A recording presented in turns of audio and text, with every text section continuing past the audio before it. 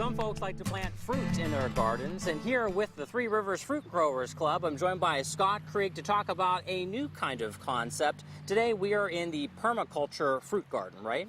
Yes.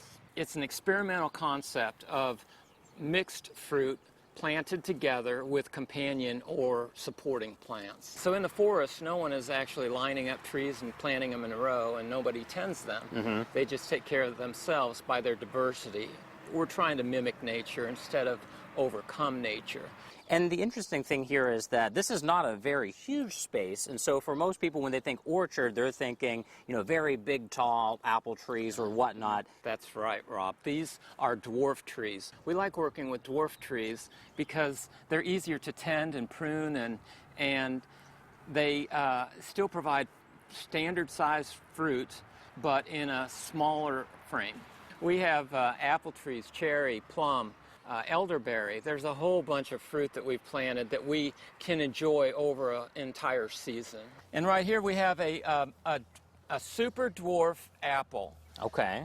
It will only be 3 foot tall at full maturity. Wow, and you said that even though it's only going to grow to be 3 foot tall, the apples will still be the same size? Standard size apples. Actually, they could be very large because it's so easy to tend, you could perhaps reduce the number of fruits so that you would have a fuller fruit.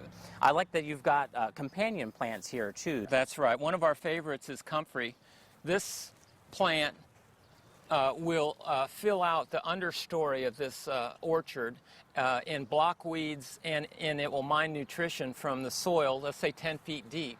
And for folks who may be doing some of their own planting and they want to plant some of these kinds of fruit trees, where would they be able to get some of these smaller varieties? Well, that's a good question, Rob.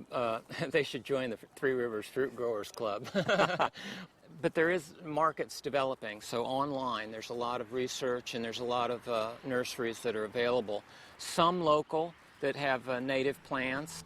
Thanks so much for joining us today on The Green Thumb, Scott. Really appreciate it. For more gardening tips and to see more about some of these trees that we talked about today, just go to the Green Thumb tab on Wayne.com. We'll be right back.